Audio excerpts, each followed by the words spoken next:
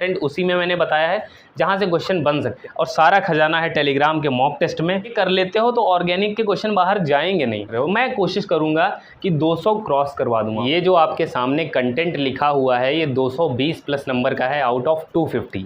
Chemistry के लिए एक शानदार सी वीडियो मैं ला चुका हूँ, इससे पहले भी बहुत सारी वीडियोस बनाई, बट इसमें पूरा निचोड़ है आपके CUET एग्ज़ाम के पेपर का। जो भी स्टूडेंट CUET एग्ज़ाम देने जा रहे हैं, केमिस्ट्री में इंपॉर्टेंट टॉपिक्स जानना चाहते हैं, किन टॉपिक से किस तरह के क्वेश्चन बनेंगे, पूरा वीडियो को डिटेल तक देखिएगा। इससे पहले अगर हमारे चैनल पे पहली बार विजिट कर रहे हैं तो चैनल को सब्सक्राइब कर लेना। पर्सनल गाइडेंस के लिए दिए गए मेल ID पे मुझे मैसेज कर सकते हैं। तो चलिए शुरू करते हैं बिना किसी देरी के। सबसे पहले मैं बात करूँ सॉल्यूशन चैप्टर, जो कि फिजिकल केमिस्ट्री के अंदर आता है। फिजिकल केमिस्ट्री हमारी 14 to 15 क्वेश्चन का वेटेज रखती है, मतलब भैया 15-75 लगभग 70 to 75 मार्क्स। ओके, तो सॉल्यूशन चैप्टर से कहाँ से क्वेश्चन आ रहे हैं, आइडियल नॉन आइडियल सॉल्यूशन के एग्जाम्पल और नॉन आइडियल सॉल्यूशन में उनकी बेसिक थ्योरी, हेनरीज लॉ के एप्लीकेशन पे आ रहे हैं, कॉलिगेटिव प्रॉपर्टीज़ में elevation in boiling point, depression in freezing point, numerical भी आ सकता है, ग्राफ को भी मत भूलना, यूनिट भी मत भूलना। अब बात करते हैं azeotropic mixture, minimum boiling azeotrope, maximum boiling azeotrope, positive deviation, negative deviation के एग्जाम्पल वेरी इंपॉर्टेंट। ठीक है, राउल्ट्स लॉ पे जो आपका टोटल प्रेशर का फॉर्मूला है वो भी इंपॉर्टेंट है, और वेपर प्रेशर कैसे टेम्परेचर पे डिपेंड करता है ये भी ध्यान रखना। जितनी चीज़ें बोली हैं हर एक क्वेश्चन है वो बिल्कुल सटीक इन्फॉर्मेशन है। अब बात करते हैं केमिकल काइनेटिक्स की। तो भाई केमिकल काइनेटिक्स में first order and zero order kinetics के आपके ग्राफ, इनके जो फार्मूले हैं और हाफ लाइफ, ये चीज़ें ध्यान रखेंगे, इन सब के फार्मूले तो हो जाएगा। रेट लॉ पर कैसे क्वेश्चन आते हैं, भाई कंसंट्रेशन को डबल कर दिया, B की कंसंट्रेशन को डबल किया और A की कंसंट्रेशन को ट्रिपल कर दिया, तो बताओ आने वाले रेट पे क्या फ़र्क पड़ेगा। तो ठीक है, इस तरह की सूडो फर्स्ट ऑर्डर रिएक्शन क्या होती है और उनके एग्जाम्पल। जैसे सूडो फर्स्ट ऑर्डर रिएक्शन में मैं अगर बताऊं तो जो ऑर्डर है वो 1 होता है, मॉलिक्यूलैरिटी 2 होती है। ठीक है, बात करते हैं यूनिट ऑफ रेट कांस्टेंट। भाई ये भी बहुत इंपॉर्टेंट है, ये क्वेश्चन जरूर आता है। अरेनियस इक्वेशन ग्राफ इंपॉर्टेंट है, फॉर्मूला भी ध्यान रखना। और कैटलिस्ट कैसे एक्टिवेशन एनर्जी को कम या ज़्यादा करता है ना, वैसे तो कम ही करता है अगर आपने पढ़ा होगा पॉजिटिव कैटलिस्ट, तो ये भी ध्यान रखना। हर एक क्वेश्चन है, मैं बता रहा हूँ भाई, हर एक क्वेश्चन है। इलेक्ट्रोकेमिस्ट्री की बात करें तो कंडक्टेंस है ना, R=ρL/A, जितने भी फॉर्मूले। फेरेडेज के जो 2 लॉ हैं, Faraday law of electrolysis, Nernst equation से न्यूमेरिकल।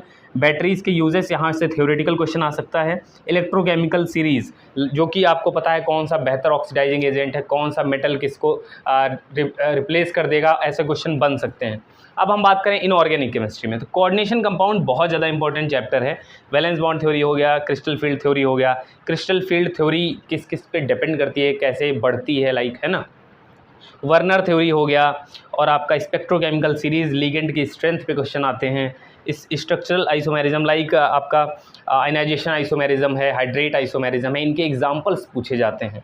वहीं हम बात करें आपका IUPAC, तो IUPAC का बेसिक रूल आप याद रखना, आपसे क्वेश्चन बन जाएंगे। और सारा खजाना है टेलीग्राम के मॉक टेस्ट में, ज़रूर लगाना, लिंक मिलेगा डिस्क्रिप्शन में, और डिस्क्रिप्शन ज़रूर चेक कर लेना। बहुत सारी वीडियोस, हेल्पफुल वीडियोस, चाहे फिजिक्स के टॉपिक की हो, एग्ज़ाम को कैसे टैकल करना है, टफ एग्ज़ाम आएगा तो कैसे करेंगे, और चैनल को भी एक बार मेरे विजिट कर लिया करो। रिसेंट की वीडियोस बहुत ज़्यादा एनर्जेटिक और आपके लिए बहुत ज़्यादा हेल्पफुल। तो बात करते हैं D&F लॉग। तो भाई इसमें जो इंपॉर्टेंट है वो प्रिपरेशन मेथड है, चाहे K2Cr2O7 का हो, चाहे वो KMnO4 का हो। मैग्नेटिक मोमेंट, अब देखो मैं एक चीज़ बताता हूँ आपको जो एलिमेंट है वो 30 तक आपको याद रखना पड़ेगा।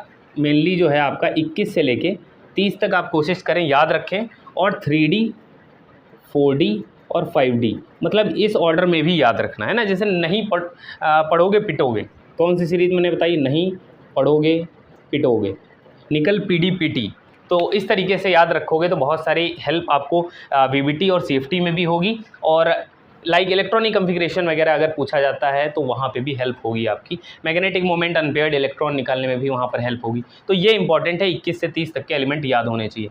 ट्रांजिशन एलिमेंट की प्रॉपर्टीज़ होती हैं कि वेरिएबल ऑक्सीडेशन स्टेट क्यों शो करता है, रीजन बेस्ड क्वेश्चन आ सकते हैं। ठीक है, तो इस तरह के क्वेश्चन देखने को मिल सकते हैं, लेकिन ये बहुत ज़्यादा इंपॉर्टेंट है, इसको आप लास्ट में कर सकते हैं। फिर है सबसे ज़्यादा इम्पॉर्टेंट जो 60 से 50% वेटेज रखता है, ऑर्गेनिक केमिस्ट्री। ये पढ़ने में थोड़ा सा लेंदी स्टूडेंट को लगता है क्योंकि 11th हम पढ़ के नहीं आते, हमारा बेसिक कमज़ोर होता है, लेकिन स्टिल इम्पॉर्टेंट है। इसको छोड़कर सोचोगे इधर कर लें तो बात नहीं बनेगी। अगर आप 220+ टारगेट कर रहे हो, मैं कोशिश करूँगा कि 200 क्रॉस करवा दूँ आप लोग को। पेपर कैसा भी आए, टफ आएगा तो पैनिक मत करना, घबराना मत। 50 में 30 क्वेश्चन को पहले चूज़ करना कि हमें जब भी पेपर लगे टफ आ रहा है तो वहीं पर रुक जाओ एक बार और ये सोचो कि मुझे पहले 30 क्वेश्चन करने हैं, भले वो मुझे 1 घंटे में मैं 30 कर पाऊँ। हमेशा टफ पेपर में यही स्ट्रेटजी रखना, पैनिक मत करना। चाहे शुरू के 10 क्वेश्चन तुम्हें ना आ रहे हो, तुम बाद के 40 पे भरोसा रखना, भरोसा मत तोड़ना पूरे एग्जाम में, ठीक है। अब बात करते हैं, सारी नेम रिएक्शन कर लो, सारे टेस्ट कर लो, लाइक फेलिंग टेस्ट हो गया, टॉलेंस टेस्ट हो गया, हिंसबर्ग टेस्ट हो गया, ये कार्बाइलमीन टेस्ट हो गया, ये सारे acidic basic strength fix question आएगा, SN1 SN2 की जो रिएक्शंस हैं, ठीक है, जो रिएक्शन है hello alkane and hello Erin में इंपॉर्टेंट है और इनकी रिएक्टिविटी पे क्वेश्चन आता है। और बताता हूँ कहाँ से क्वेश्चन आएंगे, न्यूक्लियोफिलिक एडिशन रिएक्शन और इनकी भी रिएक्टिविटी पे question, electrophilic aromatic substitution reaction, जैसे क्लोरोबेंजीन की रिएक्शन, हेलोजिनेशन करवाया, नाइट्रेशन करवाया, फिनॉल हुआ, एनिसोल हो गया, ये सारी रिएक्शन, एनिलीन हो गई, ऑर्डर ऑफ बॉइलिंग पॉइंट। तो भाई बॉइलिंग पॉइंट पे भी क्वेश्चन ज़रूर से ज़रूर पूछा जाता है। आई होप आपको चीज़ें समझ में आ रही होंगी कैसे क्वेश्चन आएंगे।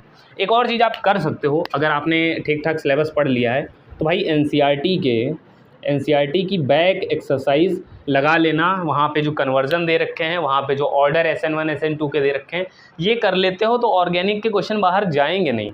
और अभी तक जो पेपर बन रहा है वो मीडियम लेवल बन रहा है, ऐसा कोई सच आपका पेपर या शिफ्ट नहीं आई है जो बहुत ज़्यादा हाई लेवल पहुँच गया हो, जैसा कि फिजिक्स में देखने को मिल रहा है। लेकिन आने वाले पेपर नो डाउट अच्छे बनेंगे, तो कोशिश करना, धैर्य बनाए रखना एग्जाम हॉल में, पैनिक मत कर जाना, ठीक है।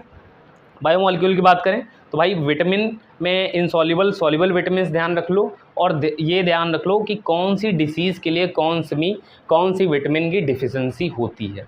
अब हम बात करते हैं प्रोटीन, तो भाई प्रोटीन पूरा पढ़ लेना, कार्बोहाइड्रेट में उनकी रिएक्शन याद कर लेना, ठीक है, रिड्यूसिंग नॉन रिड्यूसिंग शुगर ये ध्यान रख लेना, पॉलीसैकेराइड मोनोसैकेराइड इन सबके एग्जाम्पल ध्यान रख लेना, ठीक है। न्यूक्लिक एसिड को DNA RNA के बीच में बेसिक डिफरेंस। देखो बायोमॉलिक्यूल से 3 से 4 क्वेश्चन फिक्स आने हैं, कोशिश करना पूरा पढ़ना है ना। इसमें एज सच इसीलिए इंपॉर्टेंट बता नहीं रहा हूँ, इंपॉर्टेंट उसी में मैंने बताया है जहाँ से क्वेश्चन बन सकते हैं। एक बार आपने अगर पूरा सिलेबस पढ़ लिया है तो इन टॉपिक पे एक बार फोकस करना, टेलीग्राम के सारे मॉक टेस्ट लगाना, कहीं भी अटकने वाले नहीं हो। और जहाँ पे भी अटकोगे मैं तुम्हारे साथ खड़ा हूँ, कमेंट में अपना पूरा डिटेल बता देना कि अभी तक आपकी कैसी जर्नी रही और कहाँ पे फंसे हो। जहाँ पे फंसोगे वहाँ पे मैं रिप्लाई करूँगा। बाकी किसी को पर्सनल गाइडेंस चाहिए हो, मेरे से हेल्प चाहिए हो, डीमोटिवेट हो रहे हो या आपने अभी तक कुछ नहीं पढ़ा है, तो भाई बेझिझक इस पर ईमेल कर लेना, मैं आपसे कांटेक्ट करूँगा व्हाट्सएप और कॉल के थ्रू।